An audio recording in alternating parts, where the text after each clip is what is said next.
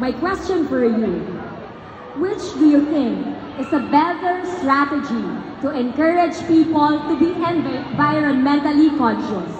Alin sa palagay mo ang isang mas mahusay na diskarte upang hikayatin ang mga tao na maging mulat sa kapaligiran? Uulitin ko ang tanong. Which do you think is a better strategy to encourage people to be environmentally conscious? Alin sa palagay mo ang isang mas mahusay na diskarte upang hikayatin ang mga tao na maging mulat sa kapaligiran? Bilang isang kabataang Paumbongenyo, ako po ay magsasagawa ng isang programa kung saan mas malalaman ng ating mga bawat kabataan dito po sa ating bayan ng Paumbong kung ano po ang nararapat sa ating kapaligiran, kung ano ang tamang gawin at kung ano ang dapat unahin.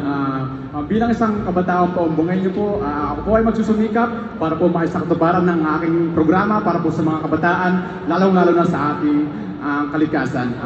Kaya di pagmalaki at tangkilikin ang sariling atin, ang minamahal kong bayan ng Paumbong,